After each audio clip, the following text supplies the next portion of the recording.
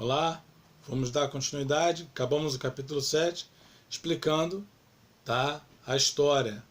Separou, se case no Senhor, tá? Mas Cristo dá as diretrizes para a separação.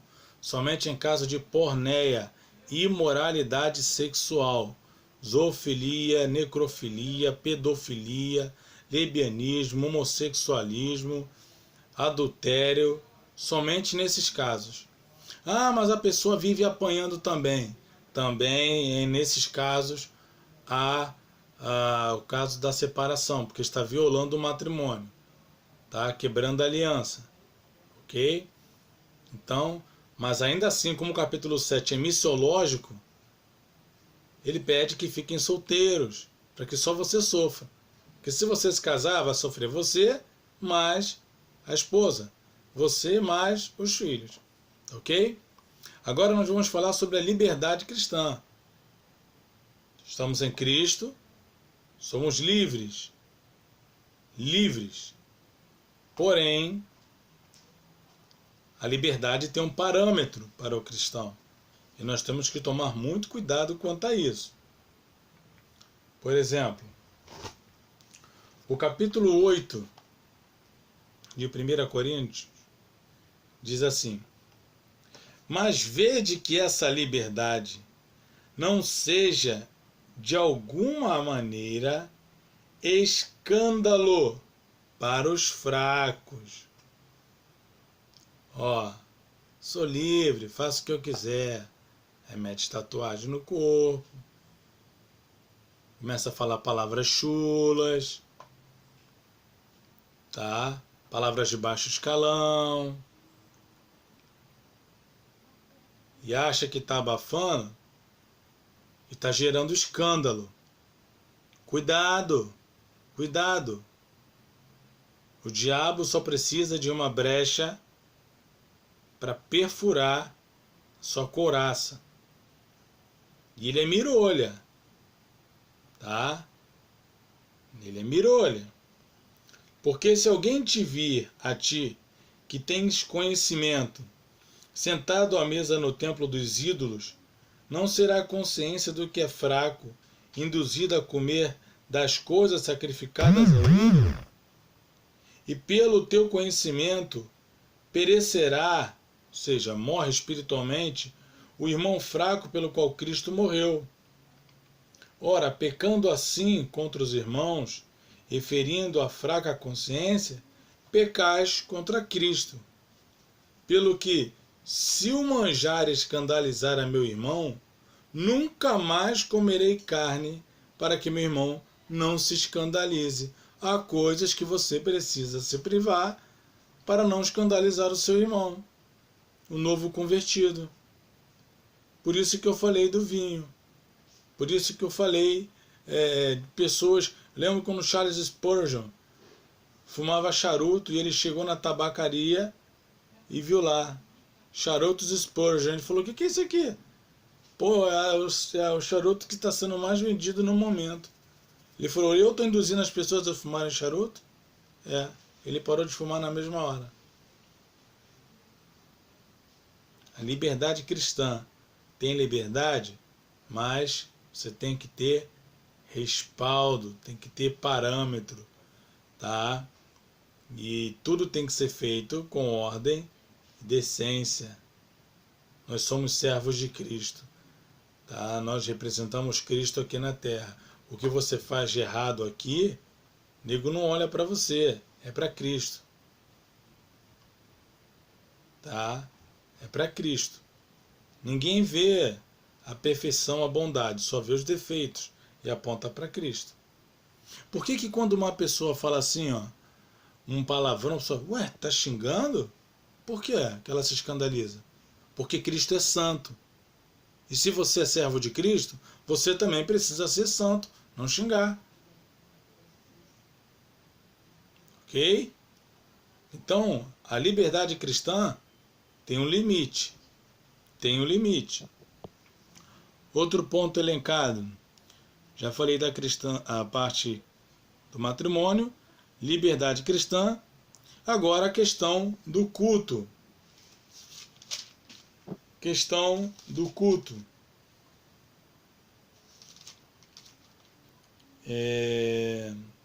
Paulo diz: sede meus imitadores, como eu sou imitador de Cristo, né? E ele fala isso aqui é uma questão cultural. As mulheres em Coríntios que cortassem o cabelo deveriam usar o véu, porque senão elas seriam confundidas com sacerdotisas de Diana, de Afrodite. Isso geraria escândalo. Os homens que tivessem o cabelo grande deveriam cortar ou rapar a cabeça, porque senão eles seriam vistos como efeminados. Tá? Efeminados. Está aqui no capítulo 10. 1 Coríntios. Tá? Então, ele começa a doutrinar essa igreja que estava em dissensão, estava se dividindo, tá? Depois ele chega no capítulo 12 e fala dos dons espirituais. Os dons espirituais, né? E ele diz: acerca dos dons espirituais, não quero, irmãos, que sejais ignorantes. Vós bem sabeis que eres gentios, levados aos ídolos ao mundo, conforme eres guiados. Portanto, vos quero fazer compreender que ninguém que fala pelo Espírito de Deus diz: Jesus é anátema. Ninguém pode dizer que Jesus é o Senhor, senão pelo Espírito Santo. Ora, há diversidade de dons, mas o Espírito é o mesmo. Mas a manifestação do Espírito é dada a cada um para o que for útil. Todo dom tem uma utilidade. Todo dom tem uma utilidade. Porque a um é dada a palavra de sabedoria, a outro palavra de conhecimento, pelo outro fé, dom de cura, operação de milagres, profecia, discernimento de espírito, variedade de línguas, e a outro a interpretação das línguas. Mas um só e o mesmo Espírito opera todas essas coisas, repartindo particularmente a cada um como quer. Então não adianta ficar glória, glória, glória, glória, glória, glória para falar em língua que não vai falar. O dom de línguas é um dom missiológico, para você ser enviado a outros países, e em outros países você falar um idioma sem que o tenha aprendido. Palavra de sabedoria, palavra de conhecimento, profecia, discernimento de espírito, são dons e o Espírito Santo utiliza cada um como quer e tem que ter uma utilidade. Se não tem intérprete, amigo, não fica no microfone falando meia hora palavras em línguas. Não tem intérprete. Está falando só para você. E nem você está entendendo o que está falando. Tá? Tem que ter um intérprete. Tá? Depois ele fala da unidade do corpo de Cristo, que eu acho isso muito legal. Ele fala assim, ó: porque assim como o corpo é um e tem muitos membros, e todos os membros, sendo muitos, são um corpo só, assim é Cristo. Estou em 1 Coríntios 12. Pois todos nós fomos batizados em um Espírito, formando um corpo, quer judeus, quer gregos, quer servos, quer livres, todos temos bebido de um só Espírito. Todos nós fomos batizados pelo Espírito Santo. Dons espirituais são revestimentos de poder e o Espírito Santo concede a cada um como ele quer. Tá? Como ele quer. Porque também o corpo não é um só membro, mas muitos. Se o pé disser, porque eu não sou mão, não sou do corpo, então se eu não falo em línguas, eu não sou da igreja, se eu não falo em línguas, eu não sou batizado pelo Espírito Santo, isso é bobagem. Não será por isso o corpo. E se a orelha disser, porque não sou o olho, não sou do corpo, não será por isso do corpo? Antes, os membros do corpo que parecem ser os mais fracos são os necessários, e os que reputamos serem menores honrosos no corpo, a esses honramos muito mais.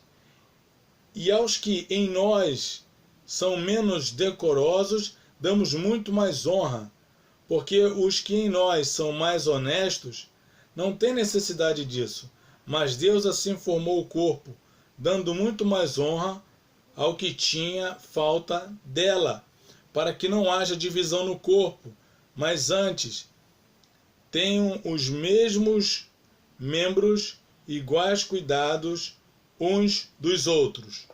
Porventura são todos apóstolos? Não. São todos profetas? Também não. São todos mestres? Não. Todos operadores de milagres? Não. Têm todos os dons de curar? Não. Falam todos diversas línguas? Não. Interpretam-nas todas? Não. Portanto, procurai com zelo o melhor dos dons, e eu vos mostrarei um caminho mais excelente. E aí a pessoa pega o dom de línguas e diz que é a língua dos anjos. Por quê? Porque 1 Coríntios 13 diz: ainda que eu falasse a língua dos homens e dos anjos e não tivesse amor, seria como um metal que soa ou como sino que tine. Ah, entendi. Tá. Então vamos continuar o texto. E ainda que eu tivesse o dom da profecia e conhecesse todos os mistérios e toda a ciência, e ainda que tivesse toda a fé, de maneira tal que transportasse os montes, e não tivesse amor, nada seria. E ainda que distribuísse toda a minha fortuna para sustento dos pobres, e ainda que entregasse o meu corpo para ser queimado, e não tivesse amor, nada me aproveitaria. Então, se o que você fala é língua dos anjos, porque está aqui em 1 Coríntios 13, para você ser cristão de verdade, tem que doar sua fortuna, seu dinheiro e entregar o seu corpo para ser queimado. Texto fora de contexto é pretexto para heresia. Variedade de línguas é dom missiológico, para você falar em outros países. Esse xaramanai aí, coisa aí, ó, tem que ter intérprete. Se não tiver, fechado. Ok? Fechado. O maior dom que Paulo diz, tá? É o dom do amor. É o dom do amor, que é o primeiro dos frutos do Espírito Santo. O amor é sofredor, é benigno. O amor não é invejoso. O amor não trata com leviandade, não se ensoberbece, não se porta com indecência, não busca os seus interesses, não se irrita, não suspeita do mal, não folga com a injustiça, mas com a verdade. Tudo sofre, tudo crê, tudo espera, tudo suporta. Então, aqui ele fala que o maior dos dons é o amor ao próximo. Ok? Outro ponto para a gente pegar, ainda acerca do culto, ele vai corrigir o dom de línguas, como é usado. Segui a caridade e procurai com zelo os dons espirituais, principalmente o de profetizar, ou como diz na linguagem de hoje, na King James, pregar a palavra. Tá? Pregar a palavra. Porque o que fala em língua estranha não fala aos homens, senão a Deus. Está falando para Deus. Porque ninguém o entende. E em espírito fala em mistério. Quem entende quando o camarada está falando em língua? Ninguém. Só ele. Né? Só Deus, nem ele entende. Mas o que profetiza fala aos homens para edificação, exortação e consolação.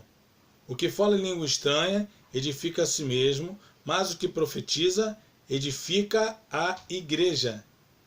E eu quero que todos vós faleis em línguas estranhas, mas muito mais que profetizeis ou pregai, porque o que prega é maior do que o que fala em línguas estranhas, a não ser também intérprete, para que a igreja receba a edificação. E ele fala das línguas que são faladas aí, né, mas não tem intérprete.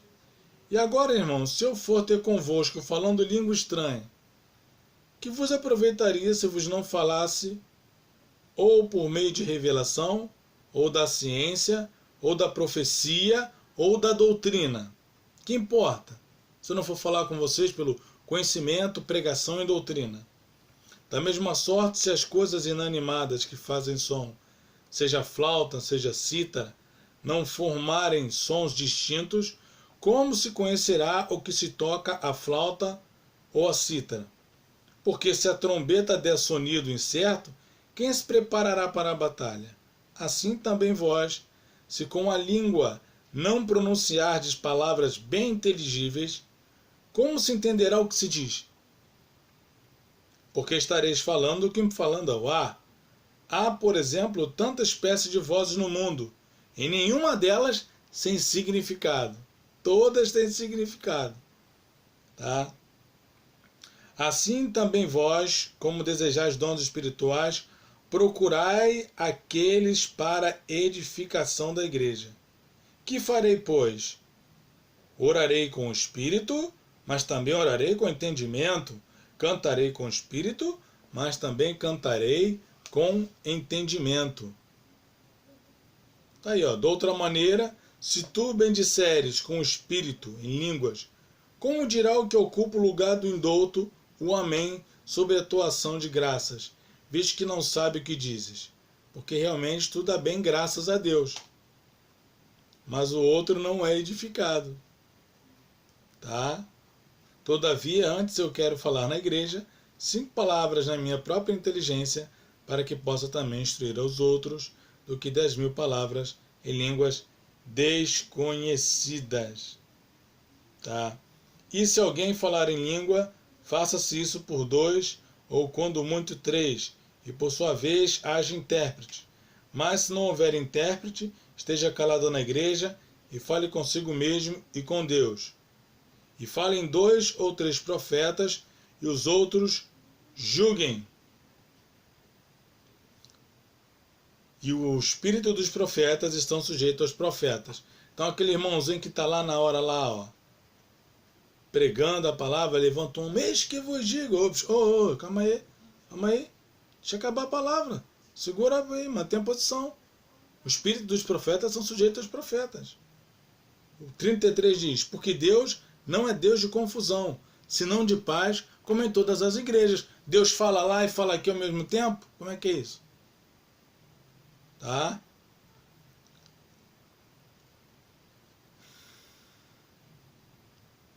Portanto, irmãos, procurai com zelo profetizar e não proibais falar em línguas, mas faça-se tudo com ordem e decência. Não está proibido você falar em línguas, mas para falar com decência e ordem. Tá? Decência e ordem. Ok? 5º ponto. A ressurreição. Da ressurreição, uma confusão tremenda sobre a ressurreição.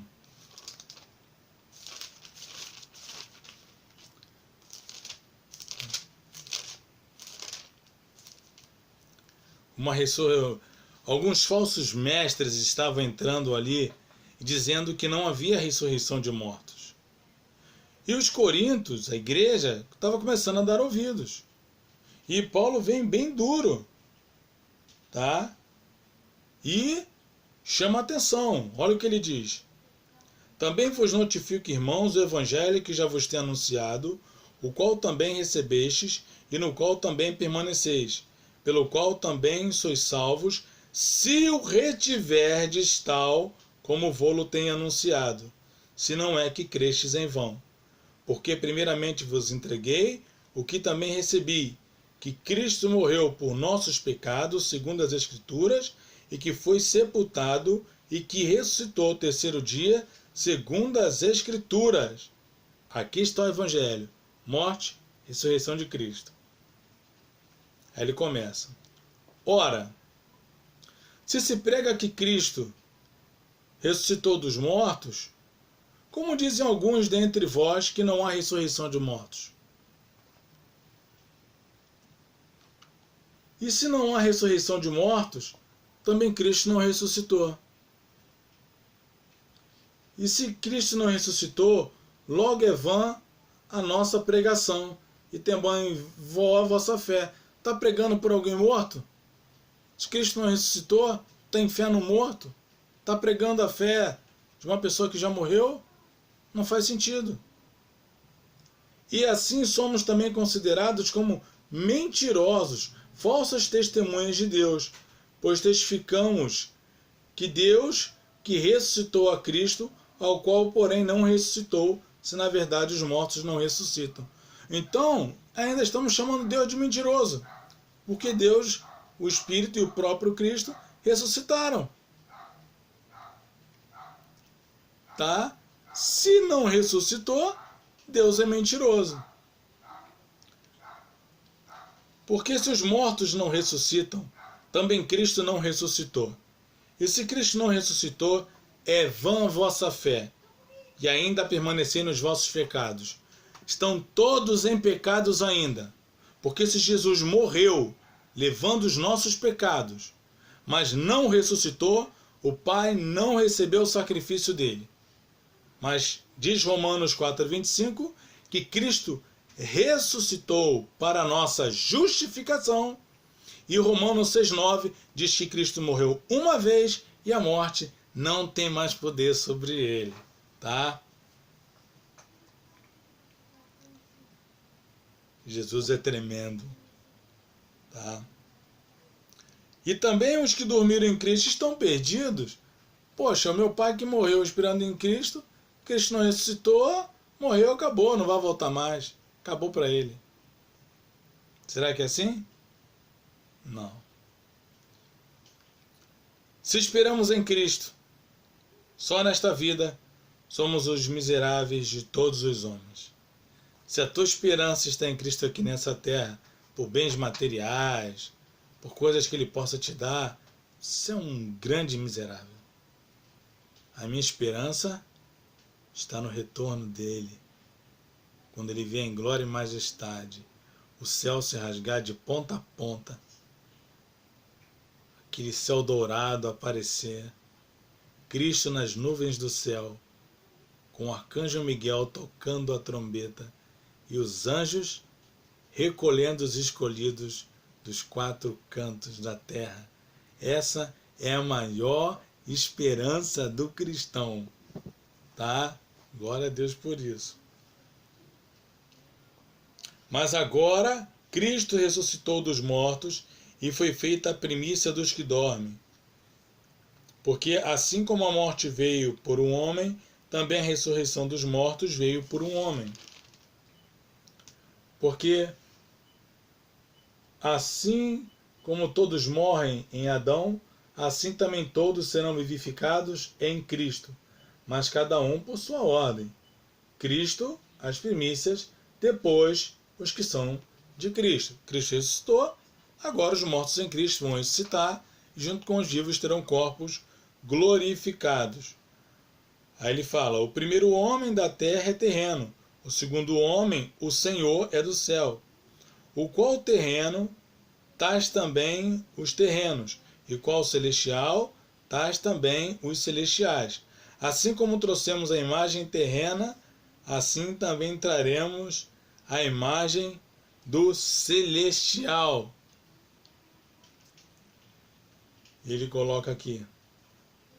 Porque convém que isto que é corruptível, o nosso corpo pecaminoso, se revista da incorruptibilidade, e que isto que é mortal se revista da imortalidade.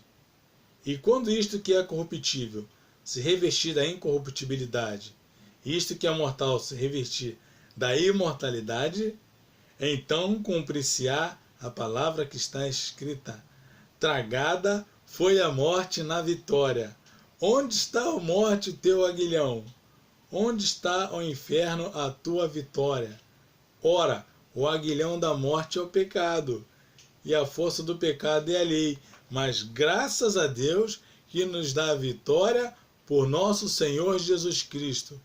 Portanto, meus amados irmãos, sede firmes e constantes, sempre abundantes na obra do Senhor, sabendo que o vosso trabalho não é vão no Senhor. Jesus não está na sepultura como Maomé, como Kardec, como Buda, como Joseph Smith. A tumba está vazia. Jesus Cristo ressuscitou dentre os mortos.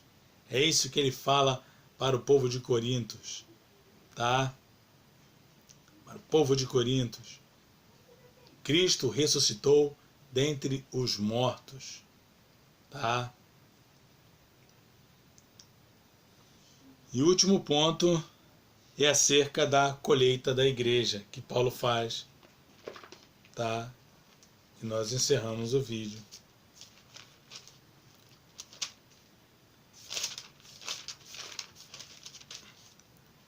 Ora, quanto à coleta que se faz para os santos, fazei vós também o mesmo que ordenei às igrejas da Galácia. No primeiro dia da semana, o domingo, cada um de vós ponha de parte o que puder ajuntar, conforme sua prosperidade, para que se não façam as coletas quando eu chegar. E quando eu tiver chegado, mandarei os que por cartas aprovardes para levar a vossa dádiva a Jerusalém, estava passando necessidade. E se valer a pena que eu também vá, irão comigo. Então, você tem aí, tá? O capítulo aí, 16, tá? Ele fala: saudação da minha própria mão, de Paulo. Se alguém não ama o Senhor Jesus Cristo, seja anátema, maranata. A graça do Senhor Jesus Cristo seja convosco. O meu amor seja com todos vós, em Cristo Jesus. Amém. Amém. Então, estudamos a primeira carta de Corinto, tá legal? Primeira carta de Corinto, e tiramos aqui pelo texto bíblico mostrando, tá, como foi feito. O vídeo ficou grande, infelizmente, tive que dividir em duas partes, tá? Mas eu espero que você assista o vídeo, tá? E tire as suas dúvidas na próxima aula, tá? Que é quarta, que é a live, tá? Tire suas dúvidas na quarta. Assista o vídeo, tá? E o material que eu vou postar para vocês. Tá legal? Na próxima, 2 Coríntios, ok? Vamos ver o que poderia ser o espinho da carne de Paulo. Um forte abraço e que Deus abençoe a sua vida.